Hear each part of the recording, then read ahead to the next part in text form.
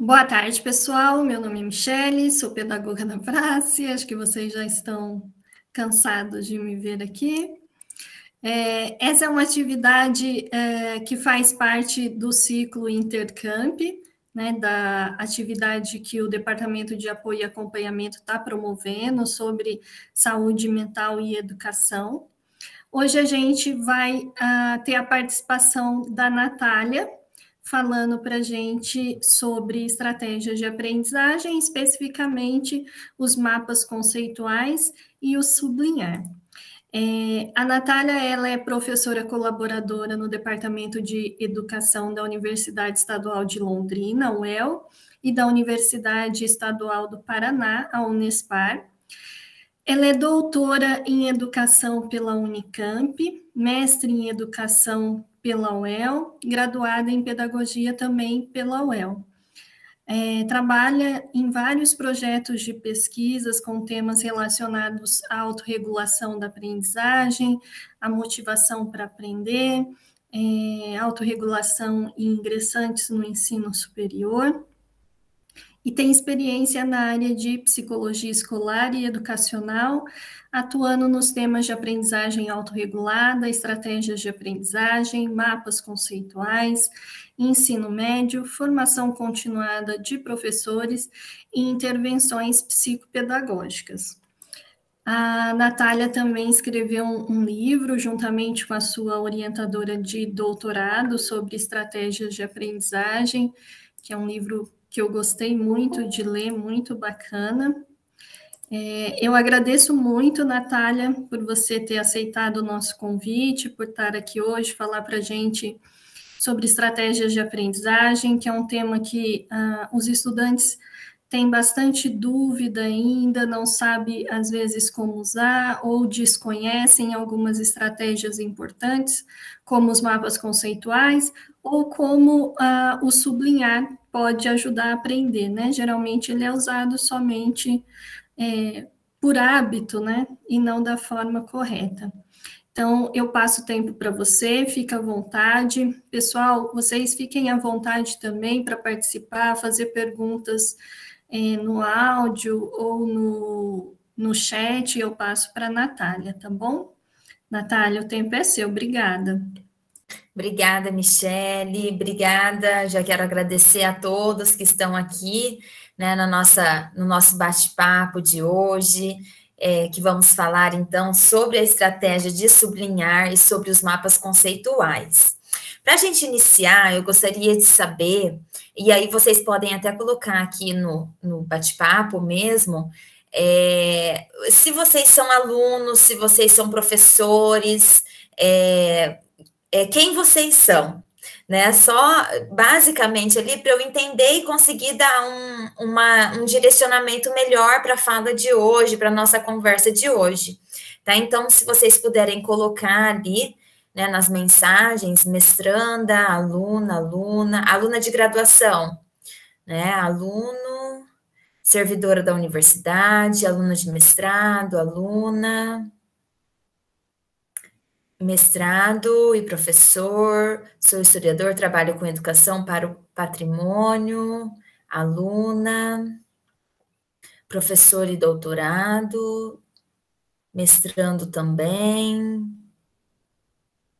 Certo. Então, assim, tá bem dividido, né? Tem alunos de graduação, tem estudantes de mestrado e doutorado, já tem professores também. Então, eu vou conduzir a conversa de hoje mais nesse sentido, né? De vocês se verem, então, quem já está atuando, né, enquanto professor, que se observe enquanto professor, mas também reflita sobre si mesmo enquanto aluno.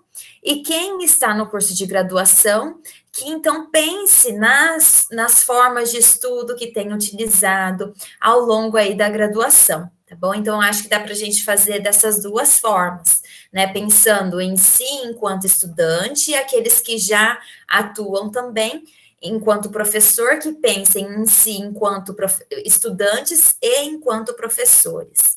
né? Isso por quê? Porque as estratégias de aprendizagem, elas podem ser ensinadas para os alunos, né? Então, não é algo inato que as pessoas nascem sabendo, ninguém nasce sabendo como estudar, né? O que a gente precisa fazer para aprender? A gente precisa ser ensinado a fazer isso. E aí, o professor, ele tem um papel fundamental, né? Então, antes da gente começar realmente a nossa conversa de hoje, e para a gente se inteirar um pouquinho do assunto, eu busquei um texto bem bacana que vai falar um pouco, de uma forma bem lúdica, bem interessante, sobre as estratégias de aprendizagem, né? Ele não traz esse termo realmente, mas ele, querendo ou não, ele está falando sobre estratégias de aprendizagem.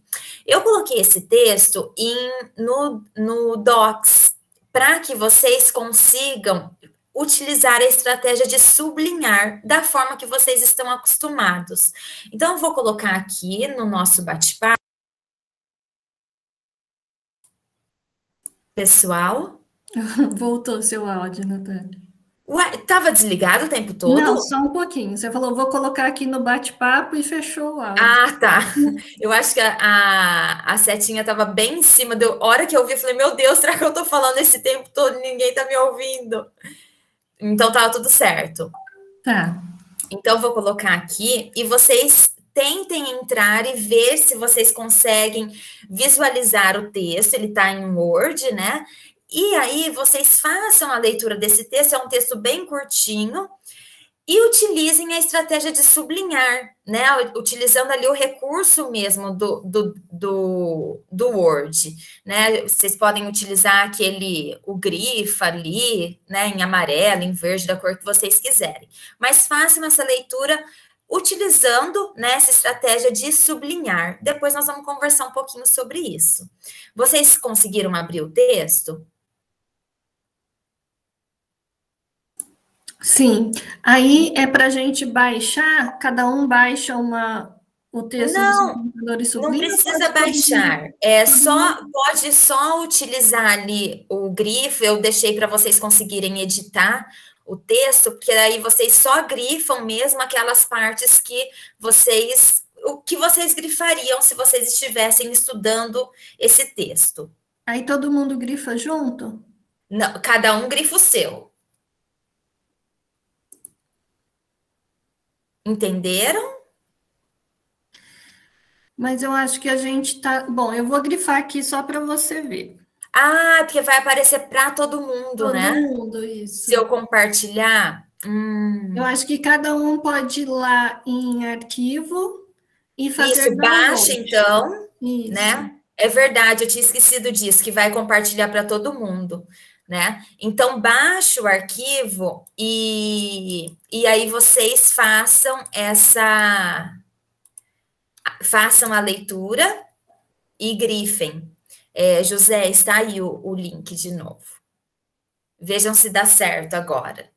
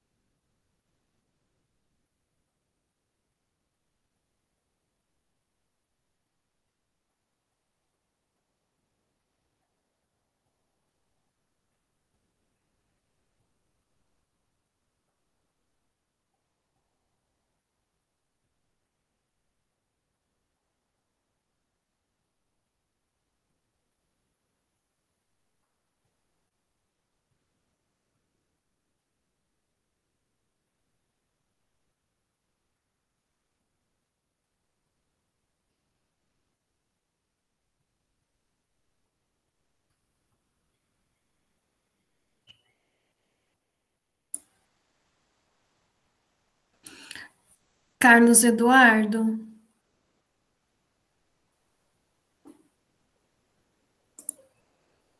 Carlos Eduardo Machado, que acabou de entrar.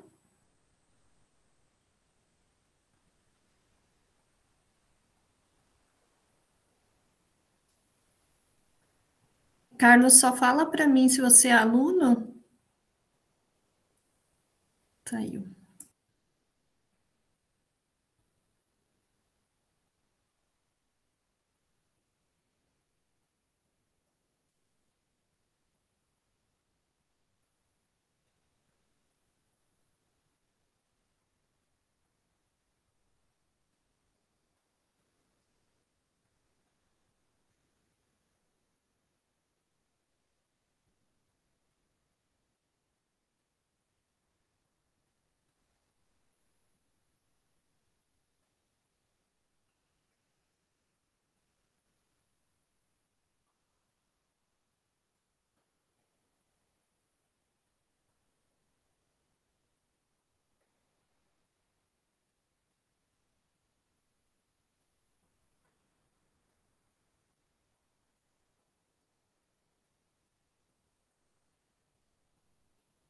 Ótimo, Michele. Quem mais terminou, pessoal?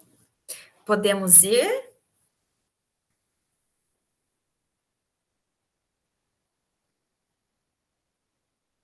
Sim, sim. Ótimo. Bom, primeiramente eu queria saber o que que vocês acharam do texto, gostaram?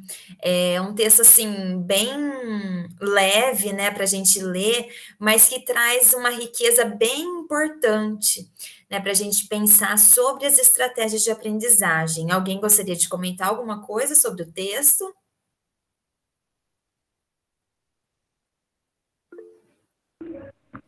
Ah, Pode. eu gostei do texto. Achei ele muito tranquilo, muito simples. É fácil de depois lembrar, né? Ele esqueceu do metrô, ele foi de carro, esqueceu, foi do metrô, essas coisas. Mas se eu fosse marcar ali, marcando ali, eu destacaria o último parágrafo, que eu acho que tem a informação mais essencial. Assim. Ótimo, Tanícia. Você já falou aí pra gente o que você marcaria, né? O que que você marcou ali de essencial no texto. Então, pessoal, só fazendo um resumo, né, desse texto. É um texto que vai falar da importância de usarmos boas estratégias para que consigamos recuperar as informações, né? Então, que nem nós vimos ali, não basta eu, logo no finalzinho ali do texto, quando ele fala, não basta eu tentar decorar aonde eu parei o carro, pensando no carro que está parado ao lado de mim no estacionamento, né? Porque esse carro pode sair, né? Pode acontecer outras coisas, eu posso nem lembrar onde está parado, não, eu posso esquecer a cor do carro que está parado ao meu lado, né? Eu posso nem lembrar aonde está localizado esse carro que está ao meu lado no estacionamento. Então, o que que esse texto quer nos mostrar, né? Que nós precisamos, para conseguir gravar na nossa memória alguma informação, para que a gente consiga aprender aquela informação, reter ela na nossa memória de longa duração, nós precisamos utilizar boas estratégias, né? E aí, no final do texto, ele traz uma dica, né? Fazer associações é fundamental, mas não são qualquer associações, são associações que têm sentido para mim. Né? Então, lembrar, né, eu olho lá, eu estacionei o carro na fileira F. Nossa, F é o nome da minha filha, a letra do nome da minha filha.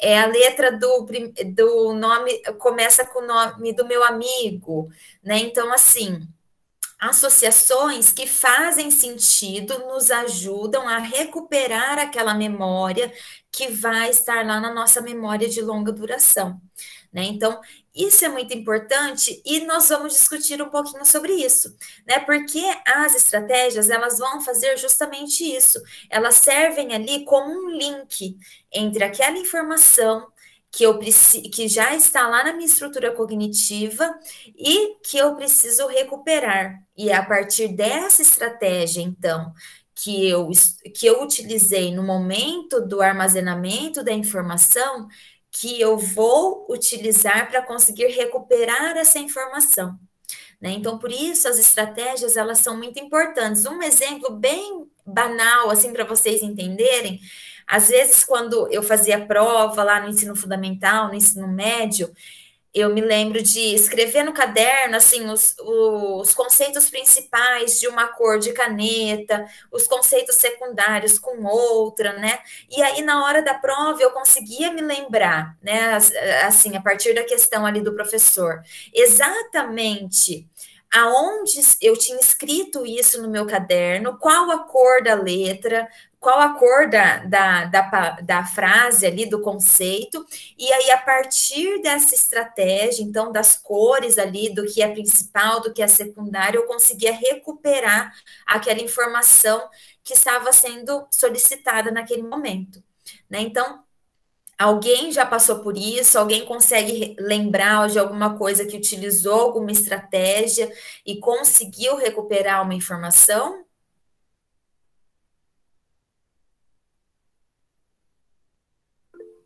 Pode falar. Pessoal, boa tarde a todos. Eu utilizava uma técnica no ensino médio que eu aprendi com uma professora. Era uma técnica que o professor falava, o nome dele é professor Peer, não sei se vocês conhecem, mas era sempre assim, tipo, no final do dia eu tinha que sistematizar o que eu tinha aprendido. E daí eu escrevia uma frase sempre antes de dormir, ou escrevia bem resumidamente assim o que eu fiz em cada disciplina. E aquilo assim fixava na minha cabeça. Até hoje eu ainda lembro dessas matérias que eu fiz. Hoje eu não consigo fazer com tanta igual eu fazia antes, porque agora minhas matérias assim acumula mais, mas realmente assim eu acho muito eficaz. Nossa, muito bacana essa estratégia. Por quê? Você para um momento do seu dia ali antes de dormir e pensa, o que que eu aprendi hoje nas diferentes disciplinas? Como que eu posso escrever, né, com as minhas próprias palavras o que eu aprendi? E de uma forma ou outra você está fazendo ali tomando nota sobre algum conteúdo, você está fazendo ali um resumo, né, sintetizando em poucas palavras o que você aprendeu, que com certeza vai te ajudar, né, a guardar essa informação, né, armazenar essa informação. E sobre, pessoal, a estratégia de sublinhar, né? Então, a Tanícia, ela falou, né, ela compartilhou com a gente que ela grifou ali o final, né, do texto. Algumas pessoas podem ter grifado outras partes que acharam importantes do texto, mas quando a gente para pensar no grifar, é justamente isso que a gente tem que levar em consideração, né? O que é mais importante nesse texto, né? Será que tudo é importante no texto? Será que a gente realmente precisa grifar tudo? Às vezes a gente olha, né, o caderno dos nossos alunos, ou nós olhamos os nossos próprios textos e a gente olha assim, meu Deus, eu grifei tudo. Será que tudo é importante? Será que quando eu grifo tudo de um texto, isso realmente está me ajudando a aprender? Está realmente servindo como uma estratégia que favorece a aprendizagem?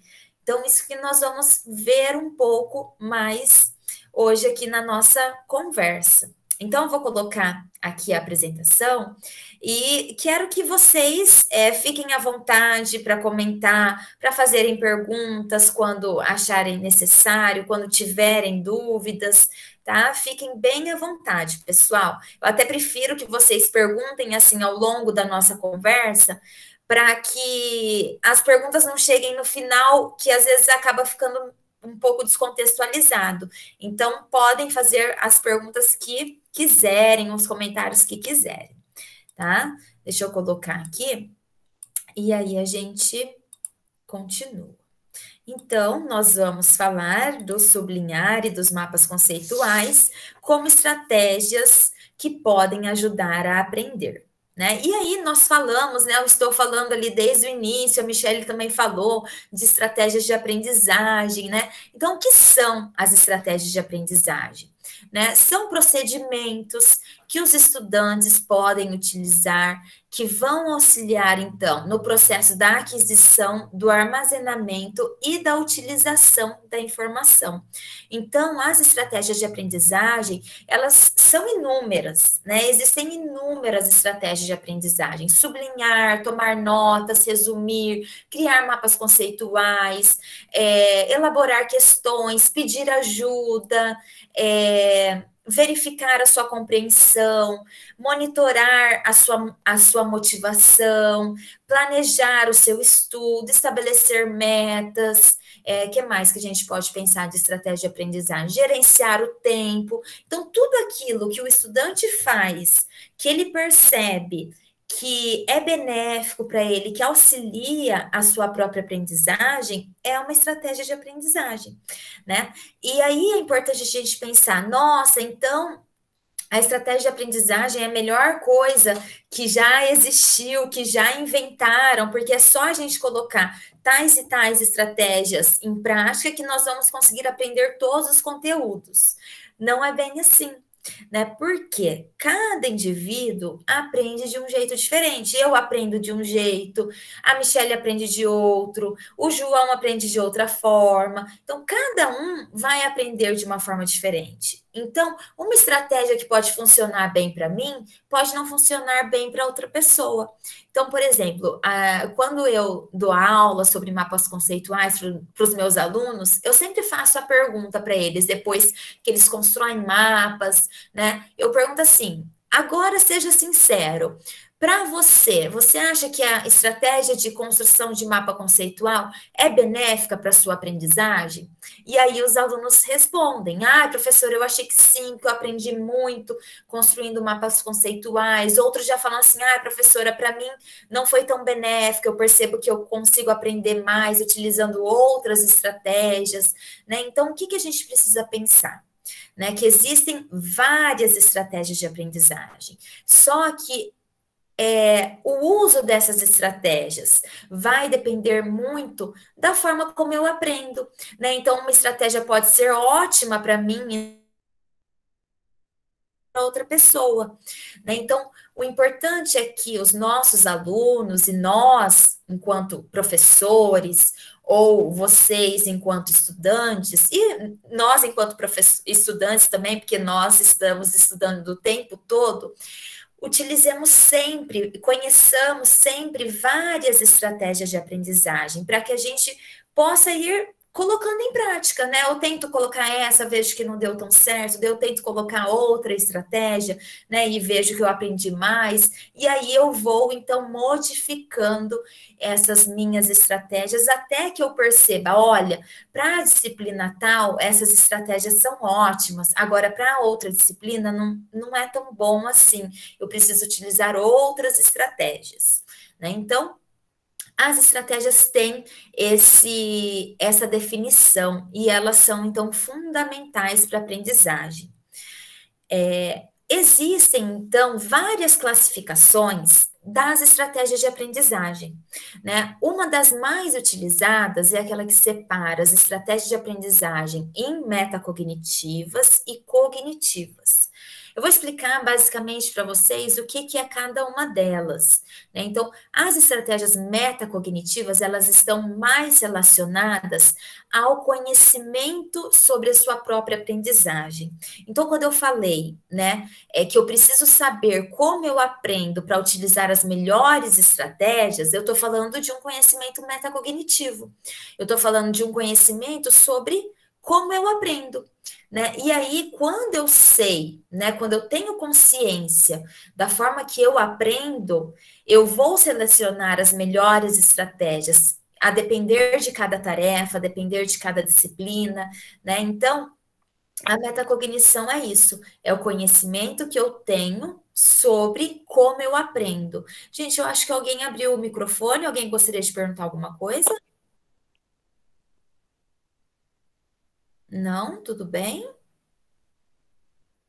Então, aí, dentro das estratégias metacognitivas, eu vou ter o planejamento, o monitoramento e a regulação. Então, o planejamento, eu estou sempre pensando, né, como que eu vou colocar em prática tal atividade, quando que eu vou estudar tal coisa, né? O monitoramento está relacionado a, será que eu estou conseguindo entender, né? Será, como que está a minha compreensão, como que está a minha concentração, como que está a minha motivação, né? E a partir disso, a partir desse monitoramento que eu faço, eu vou regular. Então, eu vou colocar alguma coisa em prática se eu percebo que eu não estou me concentrando tão bem, a minha atenção não está focada, se eu percebo que a minha motivação não está, né? Então, é um momento, após o monitoramento, que eu faço um julgamento sobre como está a minha aprendizagem, como que está a minha compreensão, como que está a minha motivação, eu posso regular, eu posso fazer alguma coisa para modificar aquilo que não está tão bom, né? E tudo isso, então, para que eu consiga fazer tudo isso, eu preciso estar consciente sobre meus processos de aprendizagem. Por isso eu denomino ali de conhecimento metacognitivo, de estratégias metacognitivas. Já as estratégias cognitivas, elas vão estar mais focadas à prática em si. Então, tá, eu preciso ler esse texto, né? Eu preciso aprender esse conteúdo. O que eu vou fazer para aprender, para realizar essa tarefa? E aí eu posso colocar várias estratégias em ação. Eu posso pôr a estratégia de ensaio, a estratégia de elaboração e a estratégia de organização. Um exemplo de estratégia de ensaio é o sublinhar, né? Então, o sublinhar é o quê? Uma estratégia de ensaio, ela vai ser o quê? Uma estratégia em que eu vou repetir aquela informação até que eu consiga aprendê-la, né? Até que eu consiga inseri-la na minha memória de longa duração. Então, a estratégia de ensaio ali, o sublinhar pode ser caracterizado como uma estratégia de ensaio, por quê? Porque eu estou grifando o que é mais importante. Quando eu grifo aquilo que é mais importante no meu texto, eu estou ressaltando aquilo que é principal. Então, eu bato o olho no texto, eu já sei o que é importante naquele texto. Então, se caracteriza como uma estratégia de ensaio. Estratégia de elaboração envolve eu tentar relacionar aquele conteúdo novo com algo que eu já sei, né? Com algo que eu já aprendi anteriormente. Né? Então, a estratégia de resumir está muito relacionada à estratégia cognitiva de elaboração. Já a estratégia de organização, ela vai estar focada em dar uma nova organização àquele conteúdo. Então, eu tenho ali um texto para ler, né? E aí eu faço o quê? Eu tento fazer aquele texto, reconstruir aquele texto com uma nova organização para que ele faça mais sentido para mim, para que ele seja mais significativo. E aí, uma estratégia de organização, que é até a estratégia que nós vamos falar hoje, é a de mapas conceituais, tá? Então, pessoal, depois dessa primeira retomada aqui sobre esse conteúdo, né, esse resumão que eu fiz aqui sobre estratégias de aprendizagem, vamos entrar no mapa conceitual, ou no sublinhar. E aí eu gostaria que vocês olhassem para essa imagem aqui, e aí está escrito, marcar somente o importante. A pessoa simplesmente grifou praticamente toda a página ali do livro. Será que, olhando assim, né, para essa imagem, será que realmente o sublinhar vai ser utilizado de forma efetiva aqui? Será que o sublinhar vai ser utilizado como um recurso de aprendizagem? Quando a gente olha para essa imagem, o que vocês acham?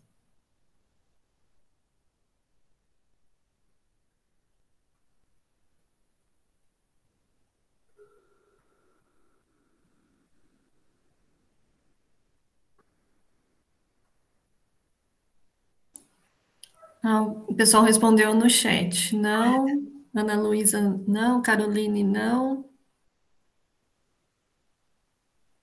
Ótimo. A E por Nélida diz que não aponta o mais importante. isso. Então, quando a gente olha para esse texto, né, todo sublinhado, a gente pode parar para pensar, será que realmente essa estratégia ela vai ser benéfica para esse estudante, né, que sublinhou tudo? Será que ele realmente utiliza corretamente essa estratégia de sublinhar?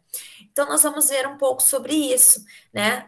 Principalmente pensando qual é realmente o objetivo de sublinhar, né? Será que muitas vezes uma vez eu fui dar uma formação no ensino médio, os alunos responderam assim: "Ai, professor, eu sublinho porque eu acho que fica mais bonito o livro quando a gente grifa, né? Usa esses grifa-textos hoje, todos coloridos, cores pastéis, cores não sei o quê, né?" Aí ele falou isso para mim.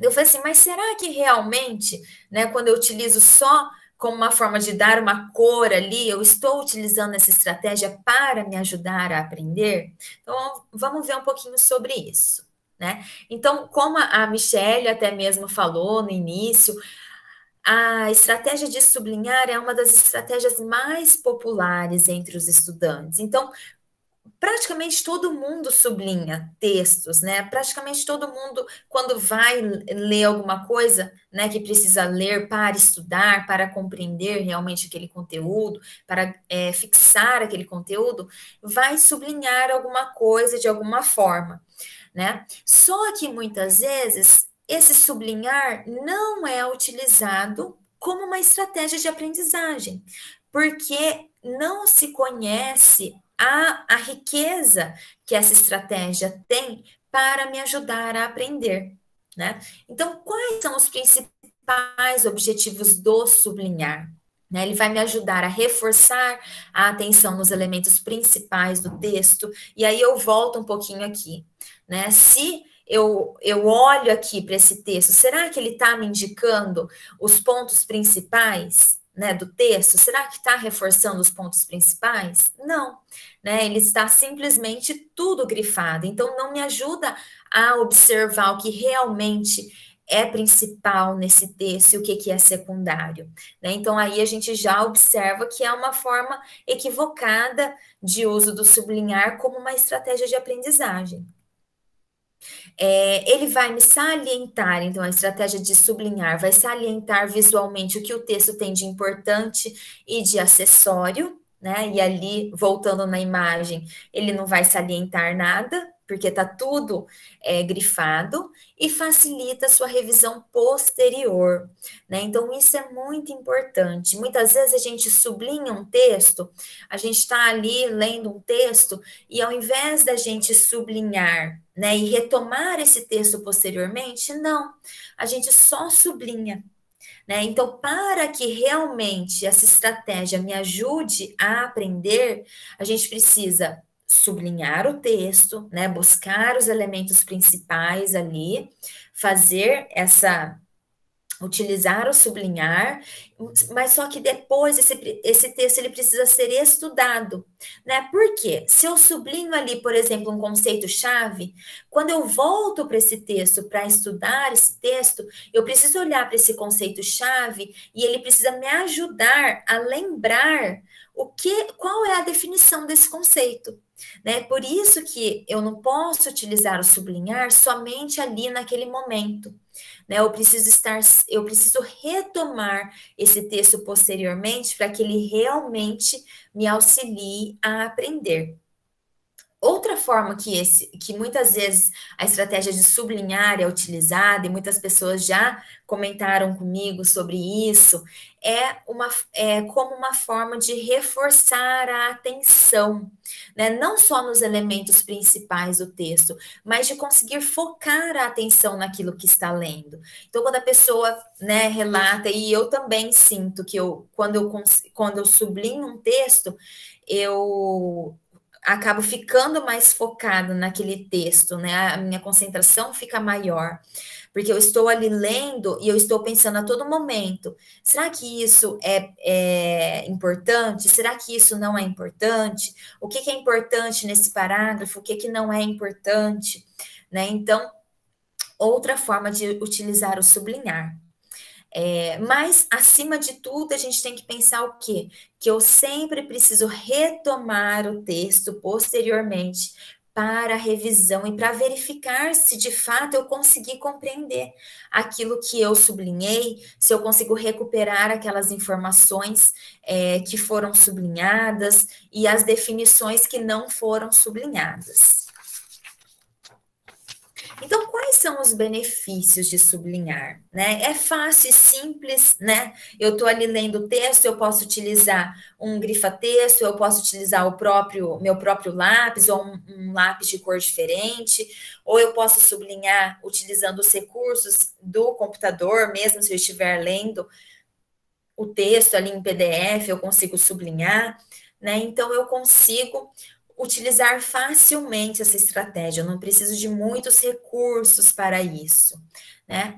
Auxilia a focalizar a atenção no material, então, como eu já disse anteriormente, promove a retenção da informação na memória. Então, por que essa estratégia vai me ajudar, né, a reter essa informação na memória? Porque quando eu leio o texto, eu sublinho esse texto, e aí eu retomo esse texto posteriormente, a partir daquilo que eu grifei, que era essencial, eu vou conseguir recuperar aquela informação que foi armazenada lá na minha memória, né? Então, eu grifei uma parte ali do texto, essa parte do texto vai me auxiliar a recuperar essa informação que já está lá na minha memória de longa duração. E também vai me ajudar na revisão das ideias essenciais do texto. Então, eu não preciso reler o texto todo, né, para rever. Não, eu já fiz uma leitura ali, eu já sei o que é essencial nesse texto, e aí eu só preciso, então, rever aquelas ideias essenciais que estão grifadas, né, se eu grifo bem esse texto, né, se eu olho para esse texto com atenção e realmente presto atenção naquilo que é fundamental no texto. Agora, vocês podem me perguntar assim, tá, mas o sublinhar, ele pode ser utilizado para várias coisas, ele tem muitos benefícios, tem vários objetivos, mas como que eu vou sublinhar, né? Qual é a melhor forma de colocar em prática essa estratégia para que ela realmente auxilie na aprendizagem, né? Então, aqui, eu trouxe um passo a passo de dois autores que estudaram sobre o sublinhar e refletiram de fato como colocar essa estratégia em prática para que ela realmente me ajude a aprender, que não seja utilizada somente ali para me manter concentrado no texto, para que ela realmente me ajude a aprender. Então, quais são, né, os passos para colocar esse sublinhar em prática, essa estratégia em prática? Primeiramente, eles vão dizer que a gente precisa fazer uma leitura prévia do texto completo, né? Então, ler todo o texto para que a gente posteriormente sublinhe. E por que, né, ler todo o texto primeiro? Porque aí a gente já vai conhecer mais ou menos o que esse texto vai tratar, né? O que ele apresenta, quais são os subtópicos, né? Então, uma leitura prévia, rápida ali do texto é fundamental antes do sublinhar. Depois, o que eles vão sugerir? Que façamos uma leitura de cada parágrafo cuidadosamente. E aí vocês podem falar assim para mim, nossa, Natália, mas o texto tem 800 páginas. Como que eu vou fazer essa leitura prévia primeiro, depois ler cada parágrafo e só depois sublinhar, né? Aí, o que eu sugiro para vocês? Que vocês leiam, né? Muitas vezes é impossível que a gente faça 3 leituras antes de sublinhar um texto, né? Mas o que a gente pode fazer? ler por tópicos, né? Sempre um capítulo ali, ele vai ser dividido em tópicos, então a gente pode ler esse tópico inteiro, compreender o que esse tópico inteiro está dizendo e posteriormente, então, fazer, né, grifar aquilo que é essencial. Por quê, né, fazer isso? Porque muitas vezes as ideias, elas podem se repetir, né? E se eu vou grifando todas as vezes, todas as ideias repetidas ali, vai ficar mais difícil para que eu faça essa revisão depois do texto. Então, por isso é importante essa leitura prévia, para que a gente tenha ali mais ou menos a ideia de como que o texto foi construído e como que a gente pode colocar esse sublinhar em prática para que ele realmente me ajude depois na revisão do texto. Né? Então, depois da leitura de cada parágrafo ou de cada tópico, né, a gente vai colocar em prática o sublinhar. Né? Então, sublinhar os pontos mais relevantes do texto. A quarta etapa é a revisão do conteúdo do texto a partir do que foi sublinhado. Então, isso é essencial e muitas vezes a gente para aqui, né, no tópico 3. Muitas vezes eu também paro no tópico 3 e não continuo, não faço a revisão desse texto, né, mas para que realmente o sublinhar me ajude a aprender, eu preciso chegar até o quinto passo, né? Mas eu preciso, então, fazer essa revisão do texto a partir do que foi sublinhado. E aí, então, como que eu vou fazer essa revisão? Eu vou olhar para aquilo que eu sublinhei e pensar, tá, isso daqui que eu sublinhei, o que tem a ver com o restante do texto? O que vai me ajudar a recuperar as outras informações que estão presentes no texto? Né? Então, é nesse sentido que acontece essa revisão do conteúdo do texto. E o ponto 5 é o momento, então, em que as informações vão ser armazenadas na nossa memória de longa duração. Então, depois que eu faço essa revisão do texto, né, as informações, então, elas começam a ser processadas na nossa memória de longa duração. E pensando, então, né, nesse tópico 3, ali, sublinhar os pontos mais relevantes, nós temos também algumas orientações para fazer isso. Né? Então, como que a gente pode colocar sublinhar os pontos mais relevantes do texto em prática? Como que a gente pode ensinar os nossos alunos a fazerem isso? Então, primeiramente, a gente precisa pensar o quê? Né? Sempre sublinhar as partes relevantes do texto, pois isso vai auxiliar na nossa compreensão do texto. Não adianta eu assinalar lá, por exemplo, vou fazer vou trazer um exemplo bem simples. O texto fala sobre aprendizagem e eu grifo assim, deixa eu pensar, um exemplo que foi apresentado ali de um aluno que não aprendeu, vamos supor, mas é um exemplo que muitas vezes não tem relação com o conteúdo do texto, né? Que não traz tantos subsídios para a gente compreender esse conteúdo do texto. Será que ele realmente vai me ajudar? Não. Da mesma forma, quando ali no texto, né, que vocês leram, ele tentou gravar, né, tentou lembrar aonde ele parou o carro no estacionamento, pensando no carro que estava parado ao lado. Né? Então, eu sempre preciso pensar nas partes relevantes do texto, né? Sempre buscar essas partes relevantes. As marcações irrelevantes, a gente tem que tomar muito cuidado, porque elas vão ter efeitos negativos para a aprendizagem. Por que vão ter efeitos negativos? Porque aí a gente vai focar naquilo que não é tão importante no texto. E muitas vezes a gente pode acabar deixando de lado as partes que são principais. Então, sempre tomar cuidado e sempre se perguntar, será que isso é fundamental no texto?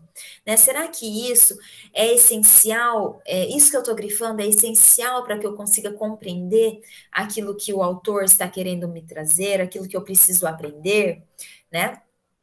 E, além disso, sublinhar frases de nível estrutural mais elevado.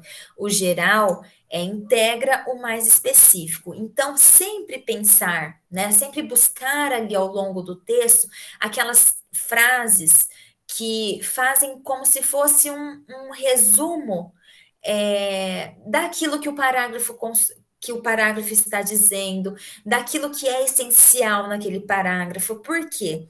Quando a gente consegue identificar essas frases, a gente consegue recuperar posteriormente aquele conteúdo que é mais específico, né? Porque já está contemplado, querendo ou não, nessa frase mais geral, né? Então, também é outra orientação para quando a gente vai sublinhar um texto, para nos ajudar a encontrar ali o que é mais importante.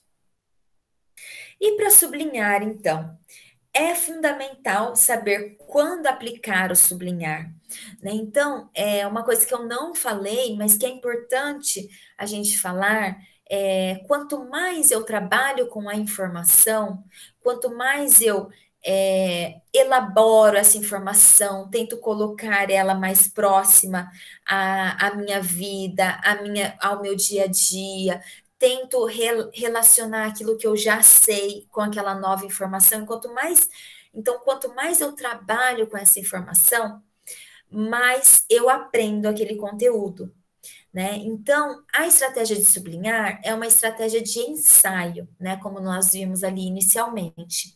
E a estratégia de ensaio, ela tem uma característica de que ela não trabalha tanto com a informação, né? Então, querendo ou não, quando a gente sublinha, o que a gente está fazendo? A gente está vendo ali, né, a partir da construção do texto, o que é mais importante, né? A gente não está elaborando, né, não inicialmente, então a gente não está escrevendo com as nossas próprias palavras, a gente não está tentando construir algo que seja mais pessoal para cada um de nós. Então, a estratégia de sublinhar, ela não vai me promover uma aprendizagem mais profunda. Ela vai me oferecer uma aprendizagem mais superficial. Por isso que até eu coloquei aqui, ó, sublinhar é a primeira etapa para um processamento profundo da informação, né? Então, o que é o ideal? Que a gente sublinhe o texto, né? Mas que nós utilizemos outras estratégias concomitantemente ao sublinhar, né? Que aí a gente consiga, então, chegar num processamento mais profundo dessa informação.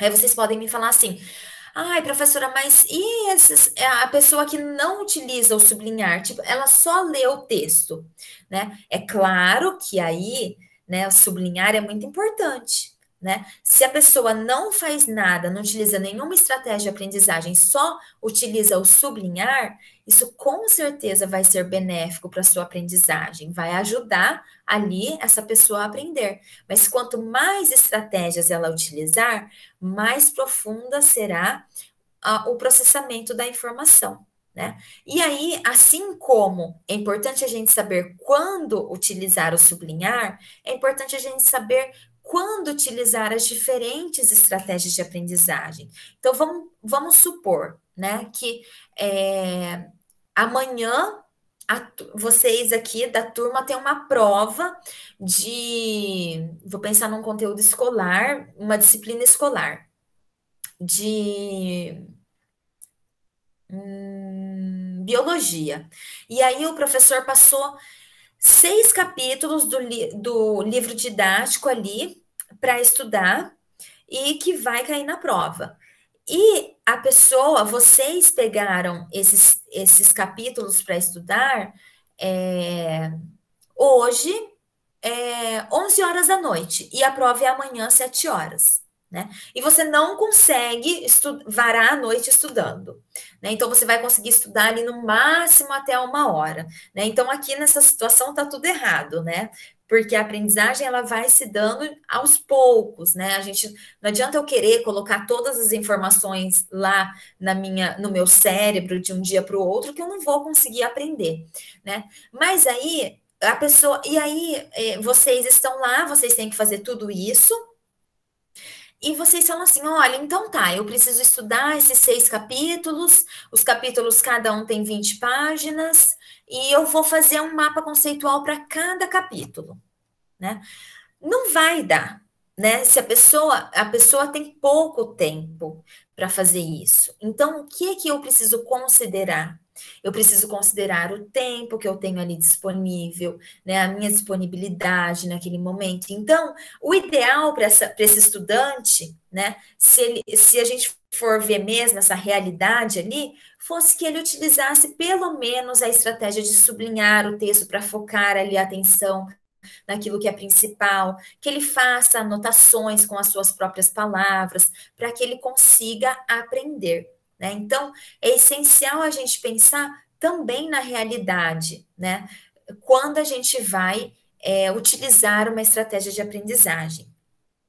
Então, atitudes, crenças e opiniões sobre uma tarefa e conteúdo de um texto afetam o que será sublinhado e relembrado posteriormente.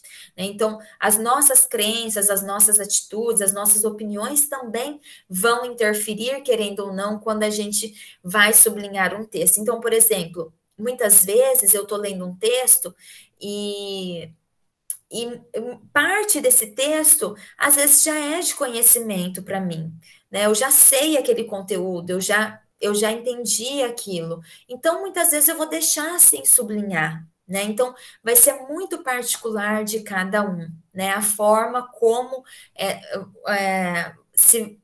como vai empregar essa estratégia de sublinhar. E aí, mais uma vez, o material sublinhado precisa ser estudado posteriormente para que realmente ele faça ali, né, cumpra a sua função de uma estratégia de aprendizagem. Pessoal, vou voltar um pouquinho aqui. Deixa eu ver onde vocês estão. Deixa eu ver se alguém... Ah, tá. Alguém gostaria de perguntar alguma coisa sobre a estratégia de sublinhar? Pensando na forma como vocês sublinharam ali a atividade do texto que eu passei, vocês acham que vocês sublinharam corretamente? Ou vocês já estão pensando nas formas que vocês sublinham, que vocês precisam realmente rever? Ou essa questão está tranquila? Ou as pessoas que já são, né, professores, percebem entre os seus alunos alguma dificuldade em colocar em prática essa estratégia de sublinhar? Alguém gostaria de comentar alguma coisa sobre isso? Eu tenho uma pergunta, Natália. O ideal, né, seria a gente usar o sublinhar de forma conjunta com outras estratégias, né, com resumo ou com esquemas. Ou você acha que o sublinhar, se feito nesses passos que você indicou, né? Primeiro faz uma leitura, depois sublinha, se ele já seria suficiente para uma aprendizagem de qualidade?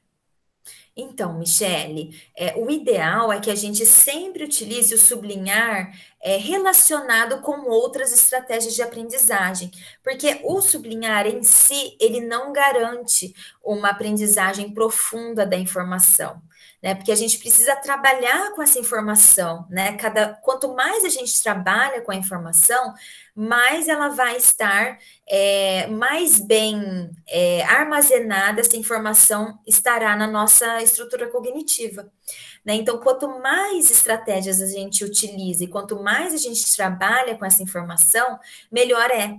Então, por isso que vários teóricos, eles vão dizer, sublinhar é muito bom, com certeza, pode utilizar sim o sublinhar, mas utilize também outras estratégias, conjuntamente, né? Então, quanto mais estratégia a gente utiliza, melhor é a nossa aprendizagem.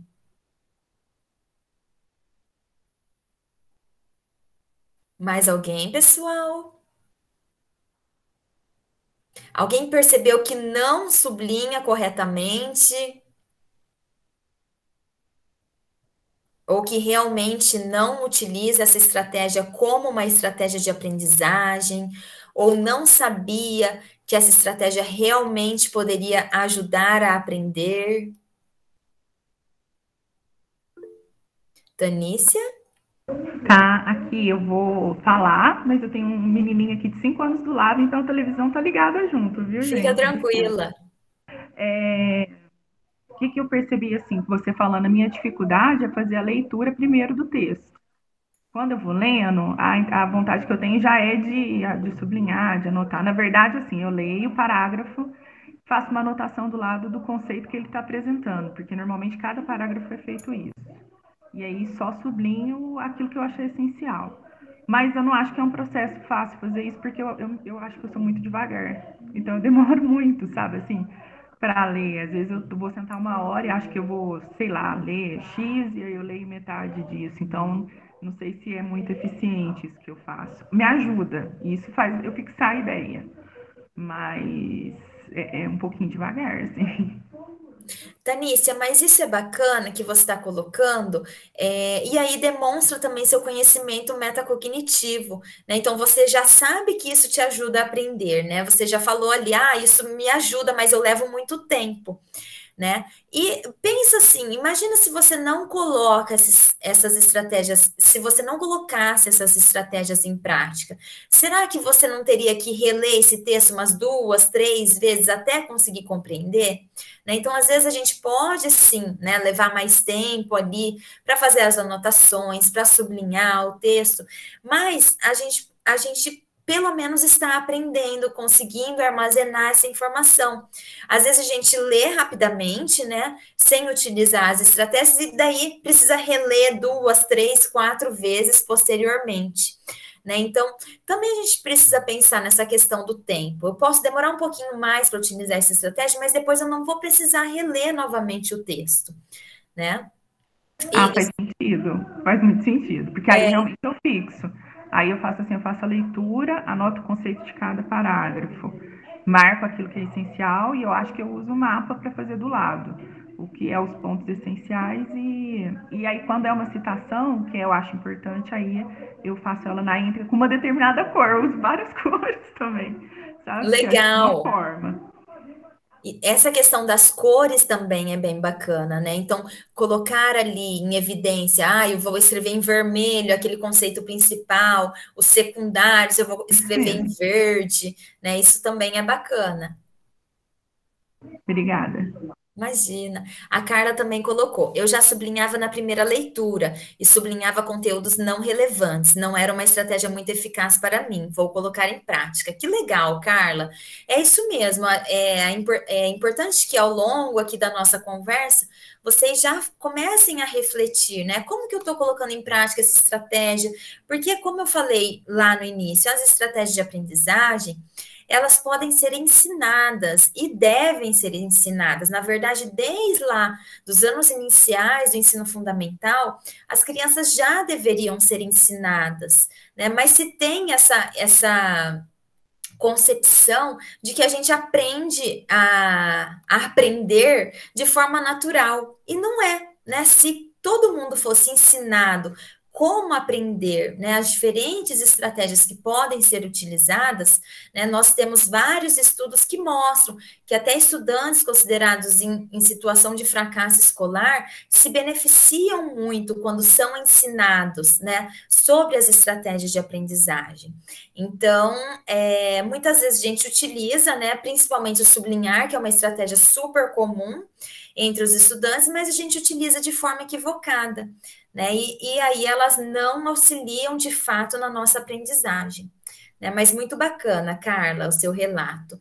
A Caroline também colocou ali, preciso revisar meu modo de sublinhar. E aí, pessoal, só fazendo também um parênteses, né, e reforçando um pouquinho do que eu falei ali anteriormente, não pensem assim que a gente vai conseguir ler o texto todo, né, na maioria das vezes, e depois sublinhar. Todo mundo tem uma vida muito corrida, né, na graduação vocês têm inúmeros textos para ler, né, então, fazer a leitura em tópicos já é suficiente, não suficiente, mas é algo que já auxilia, né? Então eu pego o primeiro tópico aqui, ali, leio tudo, depois eu vou, me intero, né, do que fala esse primeiro tópico, e depois eu vou sublinhando aquilo que realmente é essencial naquele texto, já ajuda com certeza, tá?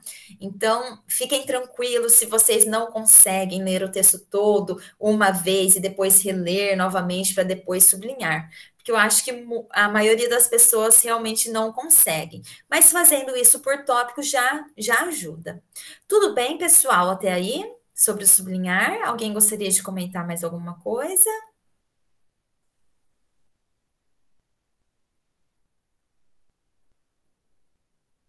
Tudo bem? Então, vamos lá falar agora dos mapas conceituais. Primeiramente, eu gostaria de saber se alguém já utilizou o mapa conceitual, se já ouviu falar de mapa conceitual, se já construiu algum mapa conceitual. A Graziele colocou que não conhece. O Edson, sim, conhece, já utilizou, Edson?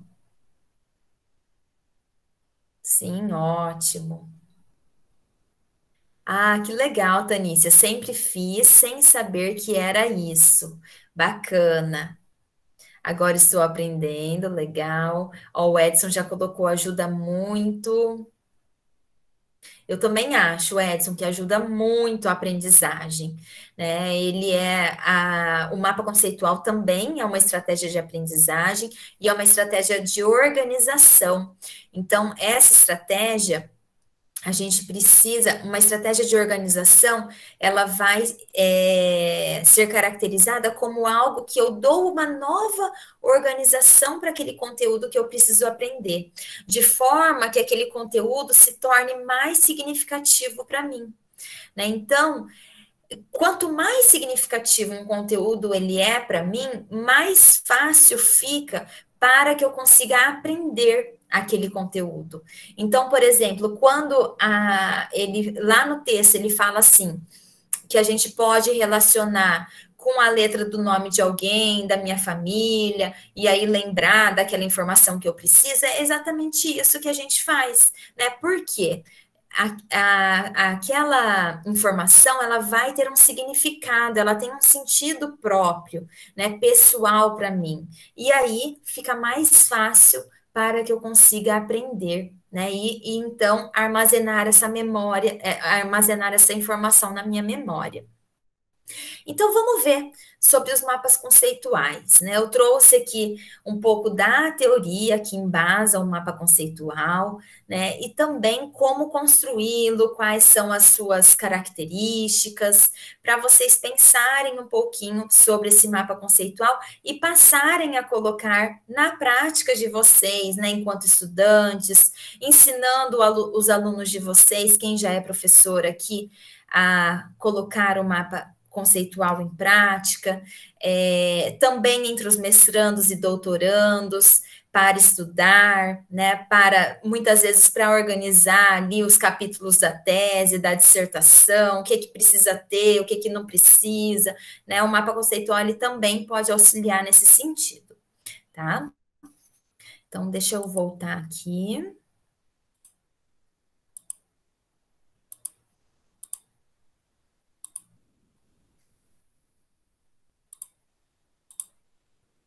Então, vamos lá. Aqui eu coloquei uma imagenzinha de um mapa conceitual, mas depois a gente vai ver um pouquinho melhor sobre essas imagens, de diferentes modelos de mapas. Então, o que é, né, mapa conceitual? São diagramas que indicam relações entre conceitos ou entre palavras. Não busca classificar conceitos, mas sim relacioná-los e hierarquizá-los. E aí vocês podem me falar assim, ai, professora, mas mapa conceitual, a gente só consegue utilizar contextos. Não, né? A gente pode utilizar o mapa conceitual em diferentes situações, em diferentes disciplinas. Por exemplo, o Moreira, ele é um professor de física, né, que ele é um grande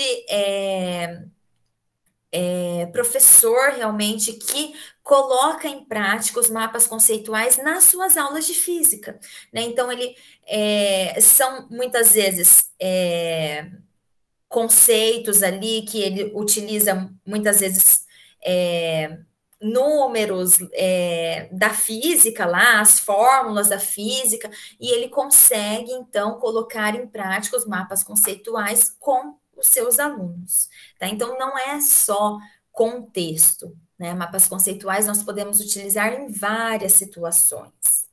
Então, aonde surgiram os mapas conceituais? Né, eles surgiram na década de 70 e foi desenvolvido pelo Novak. O Novak, ele era um orientando do David Ausubel, que foi o autor principal da teoria da aprendizagem significativa. E aí eu vou falar um pouquinho dessa teoria, né, bem resumidamente, para vocês compreenderem, então, como que os mapas conceituais, eles se originaram dessa teoria. Então, o professor David Ausubel, o que que ele vai dizer? Que a aprendizagem, ela pode acontecer de forma mecânica e de forma significativa.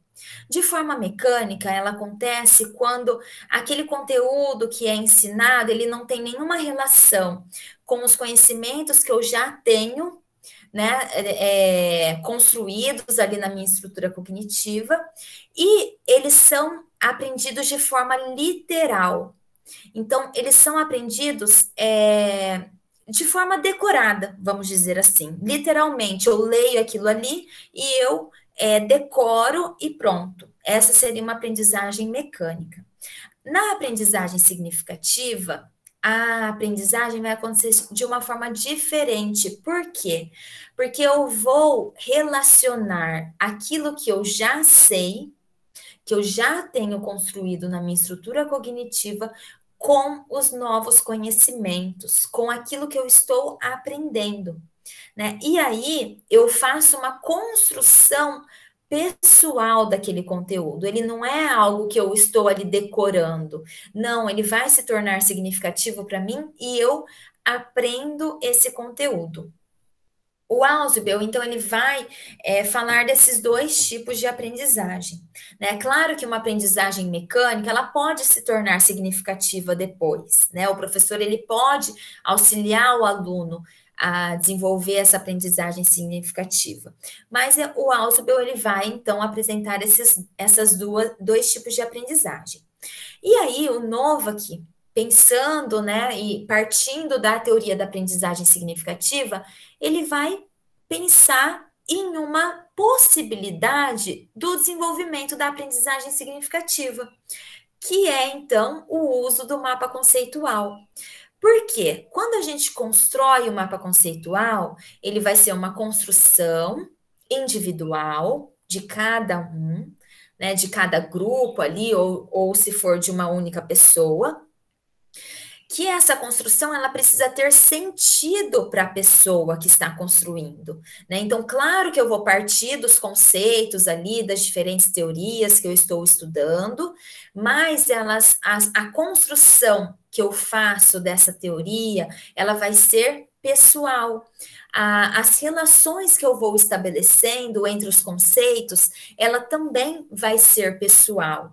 Né? Claro que ela precisa estar relacionado com o conteúdo, com a teoria, mas como eu vou construindo esse mapa é uma construção pessoal, né? As relações que eu vou estabelecendo também, né? Então, o Novak, ele parte da teoria da aprendizagem significativa e pensa, então, em um recurso, em uma estratégia que pode ser utilizada para favorecer a aprendizagem significativa, para promover a aprendizagem significativa entre os estudantes.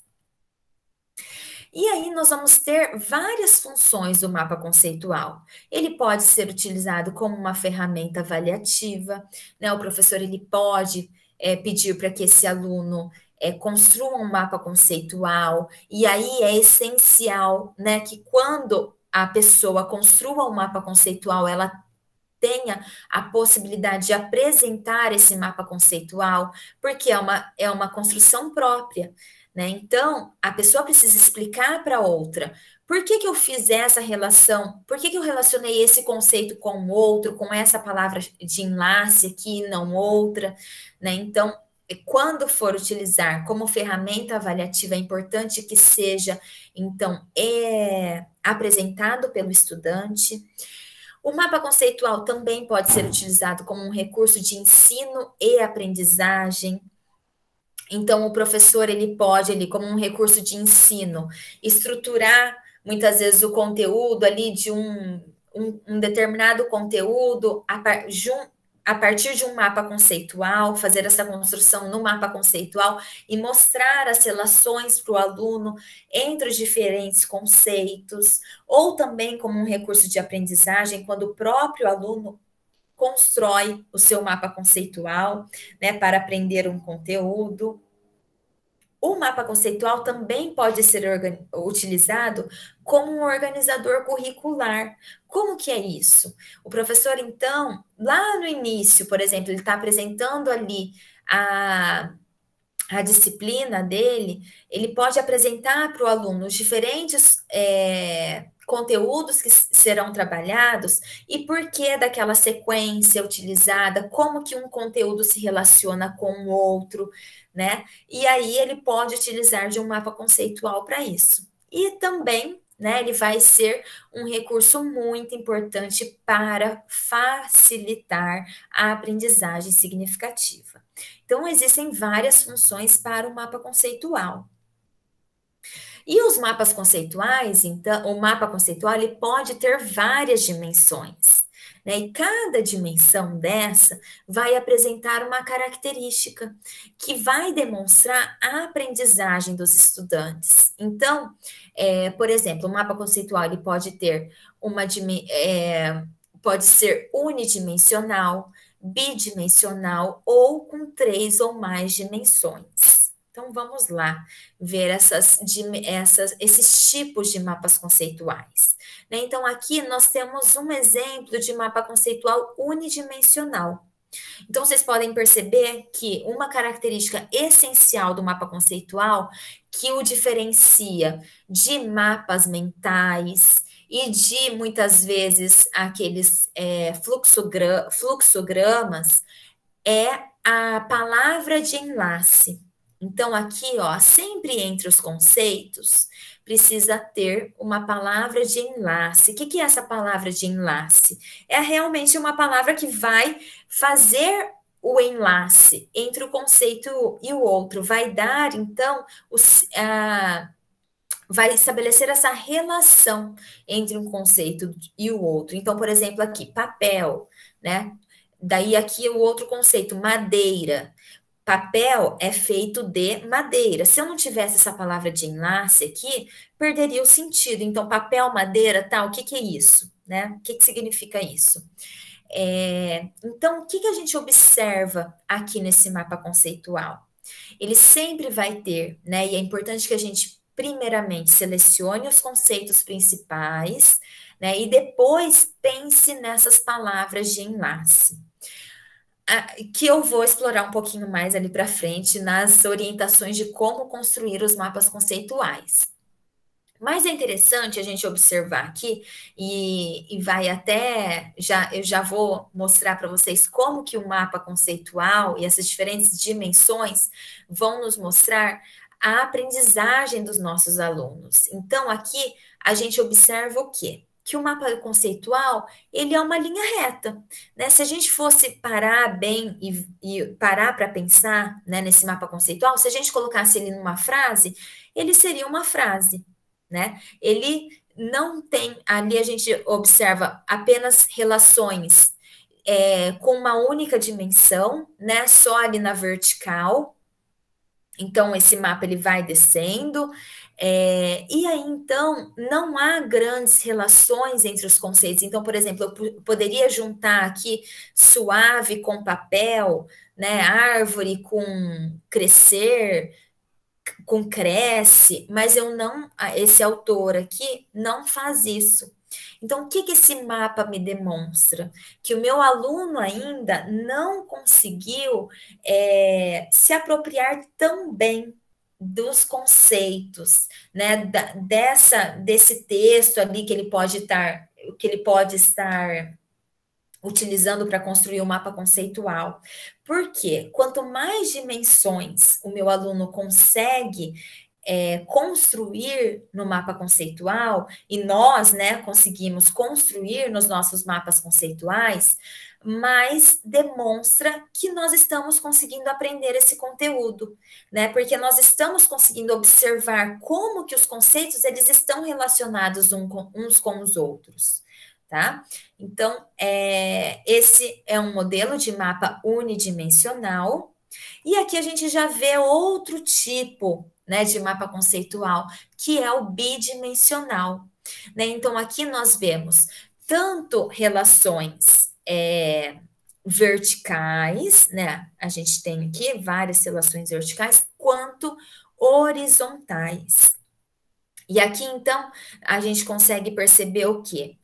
Todas as ligações, elas estão relacionadas com palavras de ligação, né? Então, aqui, processos, quais são os insumos, entrada, pessoas, equipamentos, informações, conhecimentos, materiais, né? Então, aqui nós temos, né, todas as características de um mapa conceitual, e aí nós vamos ter mais relações neste tipo de mapa que vai me demonstrar o quê? Opa, pera lá, meu aluno está conseguindo aprender mais, ele conseguiu estabelecer mais relações entre os conceitos, né? E aqui nós vamos ver outro tipo de mapa conceitual que tem 3 ou mais dimensões, né? Então, aqui nós vemos relações horizontais e verticais, mas também nós vemos aqui várias relações, ó,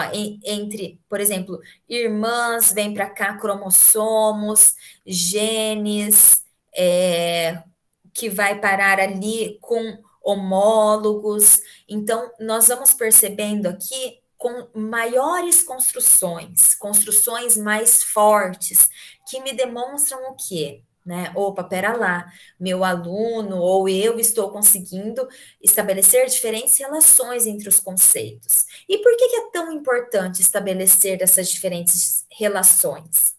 Porque lá no nosso cérebro, a nossa aprendizagem, ela vai se formando e criando redes, né? Então, nós vamos criando redes entre os conceitos. Então, da mesma forma que nós fazemos no mapa conceitual, é como se isso estivesse acontecendo lá no nosso cérebro. Então, se eu consigo colocar isso no papel, facilita a construção das redes lá na minha estrutura cognitiva, né? Então, o mapa conceitual ele vai ser muito importante para a aprendizagem nesse sentido. Quanto mais dimensões eu vou construindo, quanto mais relações eu estabeleço entre os diferentes conceitos, mais fácil vai ser na minha construção mental desses conceitos, né, que eu estou aprendendo. E aí, então, eu trouxe aqui, né, algumas orientações sobre como construir os mapas conceituais, né? Primeiramente, o que a gente precisa fazer? Deixar claro quais são os conceitos principais e os secundários. E aí a gente pode utilizar de diferentes formas. Então, por exemplo, depois eu vou explicar ali o passo a passo de como construir um mapa conceitual. Mas eu posso, por exemplo, lá no meu mapa conceitual, eu posso grifar aqueles conceitos principais com, por exemplo, uma cor diferente, ou colocar num papel diferente, né? Os secundários eu uso uma outra cor de caneta. Por quê? O mapa conceitual, eu preciso olhar para ele, para o meu mapa, e conseguir relembrar de tudo aquilo que que eu estudei, né? Então, com uma única olhada, uma única lida ali no meu mapa conceitual, eu preciso lembrar o que é principal, o que é secundário, como que esses conceitos estão relacionados, por que eles estão relacionados. Essa é a função do mapa conceitual, né?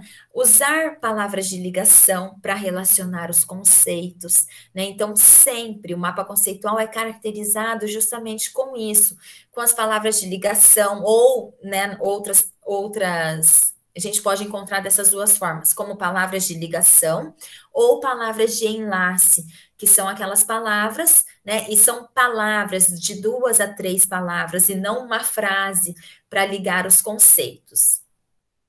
As palavras de ligação ou palavras de enlace, elas também são bem bacanas para a gente observar se realmente a gente está conseguindo compreender aquele conteúdo. Porque quando a gente precisa de várias palavras, né? Às vezes a gente precisa de uma frase para relacionar um conteúdo, um conceito com o outro, isso quer dizer que a gente ainda não se apropriou tão bem daquele conceito. Então, quando a gente tem dificuldade de encontrar essas palavras de ligação, isso demonstra que, pera lá, eu preciso rever esse texto, eu preciso repensar, porque eu ainda não estou conseguindo compreender a relação entre os conceitos. Aí também eu já comentei, né, que o mapa deve ser explicado por quem o construiu e não existe uma regra fixa a ser seguida, né? O mapa conceitual pode ser construído da forma como a pessoa melhor se identificar, como da forma que fizer mais sentido para a pessoa, né? É claro que ele precisa ter ali os conceitos principais e as palavras de enlace ou palavras de ligação. E aí, então, eu trouxe aqui como construir esses mapas conceituais, né? Como fazer para construir bons mapas conceituais, né? Então, primeiramente, o que que a gente precisa fazer? Localizar os conceitos-chave, né? Então, o que que é principal nesse texto, né? Nesse capítulo que eu estou estudando, que eu preciso aprender, né? E aí, o que que eu faço? Eu defino em uma folha à parte o que significa cada conceito identificado, né? Então, eu vou ali para a definição mesmo, tentando, né, definir com as minhas próprias palavras. E aí eu vou fazer o que posteriormente? Eu vou organizar esses conceitos em uma lista, ordenando esses conceitos dos mais gerais para os mais específicos. Então, eu vou pensar nesses conceitos, né? Quais são os principais, né? E vou colocar ali nessa lista, primeiramente, os principais. Quais são os secundários? E vou colocando, então, nessa lista. Essa lista vai me ajudar muito depois na construção do meu mapa, né? Porque eu já identifiquei os conceitos, e aí eu vou ver, então, quais são os mais gerais, os mais específicos, os mais importantes, os secundários, né? E aí vou colocar em prática ou colocar em ação, né, a construção do meu mapa conceitual. Primeiramente, o que que eu vou fazer? Um rascunho. E aí vocês podem falar assim, ai, professora, fazer um rascunho do mapa conceitual? Eu vou fazer um e esse vai ser o final e pronto, acabou. Mas aí, quando a gente faz o mapa conceitual em grupo, e também individualmente, a gente vai sempre perceber que nunca vai ser a nossa primeira construção que vai ser a definitiva. Então, a gente vai estar sempre modificando esse mapa conceitual. Então, realmente a gente vai construir um rascunho inicial. E aí a gente vai tentando, então, né, primeiramente nesse rascunho, distribuir os conceitos, né? Começar a pensar, então, nessas palavras de ligação ou nas palavras de enlace que serão utilizadas para conectar os conceitos. E aí, a partir desse momento, a gente começa a ligar os conceitos com linhas e escrever as palavras de ligação nessas linhas. Então, eu vou começar a pensar, opa, pera lá, aqui esse conceito se relaciona com esse, mas o que que eu vou colocar ali entre esses dois conceitos para estabelecer essa relação? Será que esse conceito ele só se relaciona com esse? Ou eu consigo relacionar esse conceito com outros conceitos que estão no meu mapa? Então, tudo isso eu vou estar pensando na construção do mapa conceitual. Posteriormente, eu vou fazer a revisão do rascunho final. E aí, na sequência, eu vou elaborar a versão final desse mapa conceitual, e como eu disse para vocês, todo mapa conceitual, ele precisa ser apresentado, né? Claro que se for um mapa conceitual que você realizou para a sua própria aprendizagem, ali para você estudar um conteúdo, você não vai precisar apresentar. Mas se foi um mapa conceitual que foi solicitado por um professor, aí é importante que haja essa apresentação para que você explique, né? Por que dessas relações, né? O porquê que você relacionou um conceito com o outro e você não relacionou esse outro? Por que de tal palavra-chave, né? Então, a apresentação, né, vai ser fundamental nesse processo. E aí, então, eu quero ouvir um pouquinho vocês. Aqui são as referências que eu utilizei. Ai, acho que... Não, vocês estão vendo ainda. Parar a apresentação. E aí, eu queria ouvir um pouquinho de vocês, né? Deu para entender como seria mais ou menos a construção do mapa conceitual, né? Ali eu trouxe alguns exemplos de imagens. Vocês conseguiram reconhecer se de fato vocês faziam, né? Quem já fez mapa conceitual, se vocês realmente faziam um mapa conceitual, ou se vocês colocavam em prática ali muitas vezes um mapa mental, sem as palavras de enlace. O que vocês perceberam?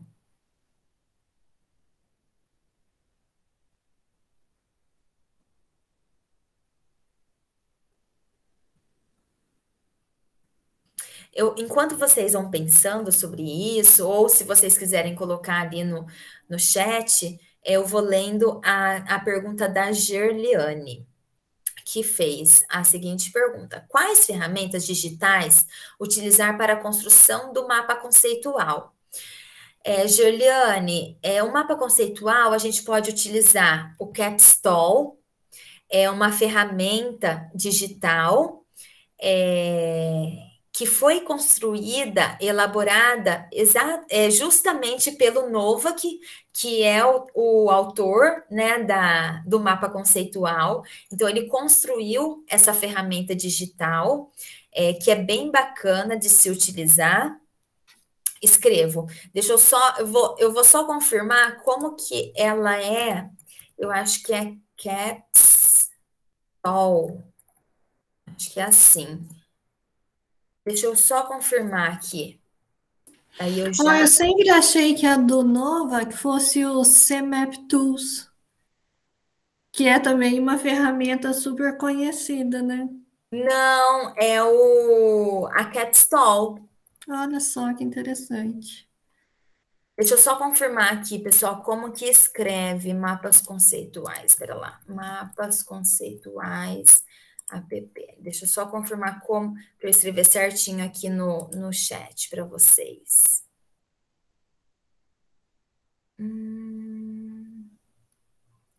Aí também, além dessa, tem a que a Michelle comentou, e tem também no Canva, não sei se vocês conhecem o Canva, a gente consegue construir mapas conceituais como o Canva.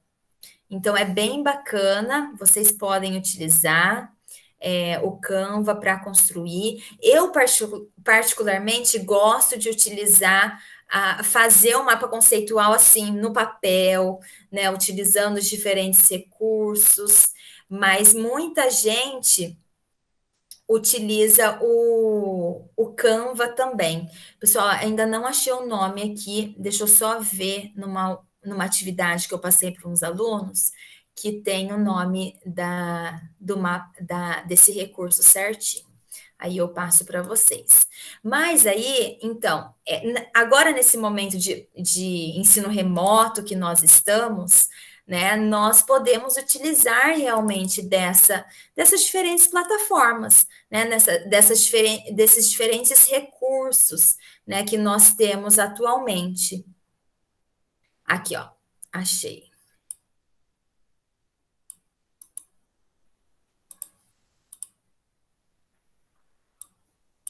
Ai, Michele, é o mesmo. Agora que eu vi ali que você colocou, É o mesmo. Eu que falei errado, eu falei Capstone, esqueci do Maps ali. Ah, tá.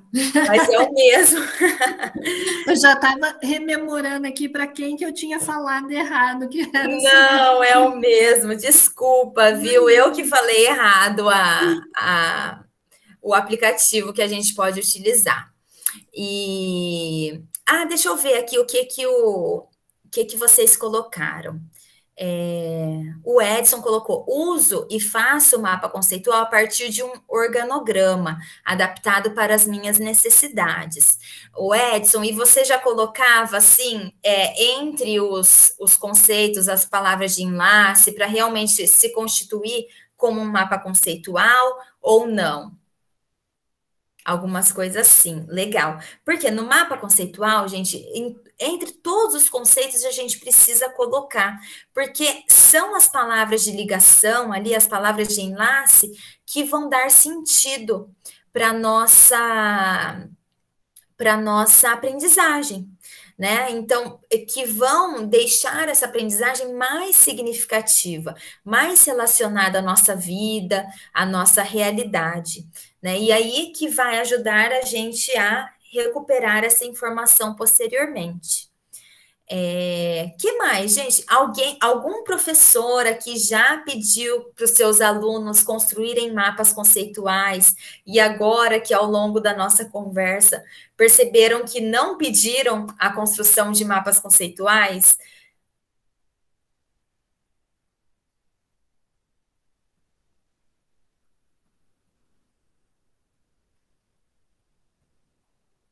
Eu tenho um exemplo, uma vez eu fui dar uma formação com professores, aí eu falei assim para os professores, pessoal, vocês já utilizaram mapas conceituais com seus alunos? Eles falaram assim, sim, nossa, sempre, a gente sempre utiliza mapa conceitual em prova, em apresentação de trabalho. Daí eu falei assim, que legal, então vamos conhecer, né, um pouquinho mais, eu trouxe essa teoria, até pensei assim, nossa, eles já utilizam, né, que fracasso essa formação que eu vou dar, né, para eles, se eles já conhecem o recurso. E aí, ao longo da aula, ao longo das explicações, eles falaram assim: nossa, eu não pedia para os meus alunos construírem mapas conceituais, eu pedia para eles completarem. Né? Então, o que eles faziam? E era um mapa mental, não era nem mapa conceitual, porque não tinha as palavras de enlace. Eles colocavam lá alguns conceitos dentro de algumas formas geométricas e os alunos tinham que incluir os conceitos que estavam faltando. Né? Então, isso não é um mapa conceitual. Né? O mapa conceitual ele tem que ter a sua construção, né, pessoal ali do indivíduo, ele tem que ter esse olhar para os diferentes conceitos, o que é essencial ali naquele momento, naquele texto, para a compreensão daquele conteúdo, o que não é, né? Por isso que o mapa conceitual ele vai ser tão importante e ele vai favorecer de fato a aprendizagem mais profunda, porque olha toda a construção, né? Para eu pegar para eu selecionar inicialmente os conceitos principais, tentar relacionar esses conceitos, buscar essas palavras que vão dar ligação entre os conceitos. Então, isso requer muito esforço cognitivo, muito trabalho ali com aquela informação. Então, com certeza, o mapa conceitual, ele vai me ajudar a aprender muito, né? E aí, claro que é uma ferramenta ali, uma estratégia que me demanda mais tempo, que me demanda mais esforço, mas, por outro lado, ela me ajuda muito a aprender. Quem mais, pessoal? Gostaria de saber de vocês. Quem não conhecia o mapa, gostou de conhecer, vai tentar colocar em prática na vida enquanto estudante, já pensou ali em diferentes situações, diferentes disciplinas que você pode colocar um mapa conceitual que você acredita que vai ajudar a aprender?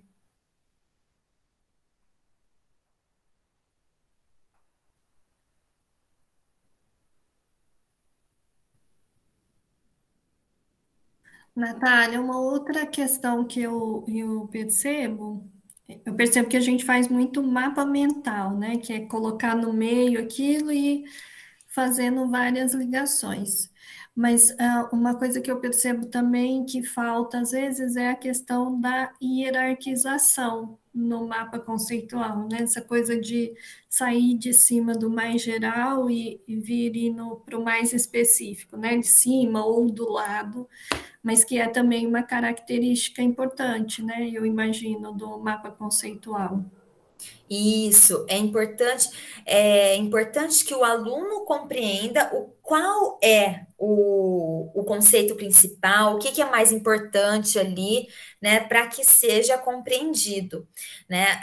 Embora o mapa conceitual ele tem essa característica de hierarquização, né? Mas ele não precisa partir, por exemplo, sempre lá do topo. Aí eu vou descendo e primeiro eu apresento os conceitos principais e depois eu desço para os conceitos secundários. Ele não precisa ter essa organização, porque o mapa conceitual ele não tem algo fixo, eu preciso fazer dessa forma. Né? Mas o aluno, a pessoa que está construindo esse mapa, ela precisa sim ter clareza de quais são, né, esses conceitos principais e quais são os secundários. Né? Então, por isso é tão importante que haja apresentação, porque geralmente quando a gente vai apresentar, né, a gente vai iniciar do geral, né? A gente inicia daquele conceito que é principal e depois a gente vai afunilando para os secundários. Então, é importante essa questão realmente. E também o que você coloca do mapa mental. Na maioria das vezes, os alunos fazem o mapa mental, né? Fazem ali as relações entre os conceitos, né? Sem estabelecer as palavras de enlace, as palavras de ligação, e aí constrói o seu mapa mental. Mas o mapa conceitual, então, vai ter uma característica diferenciada, que são essas palavrinhas de ligação que ficam ali entre os conceitos.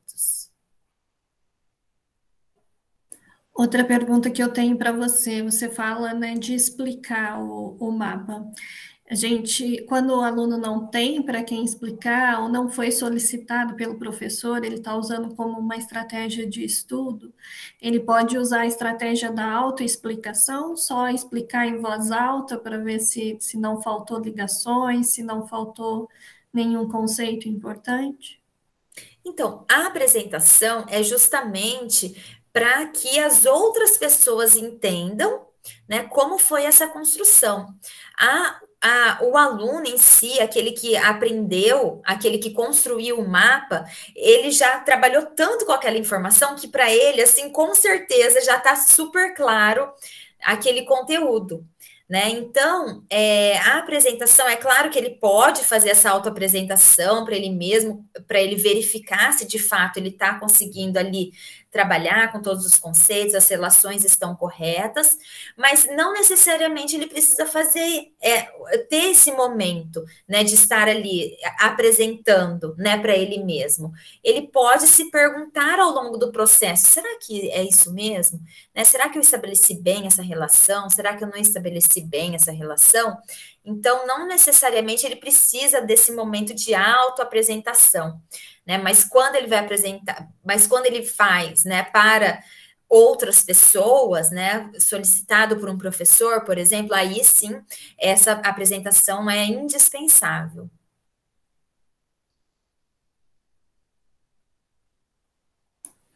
Pessoal, mais alguma pergunta? Querem fazer comentários?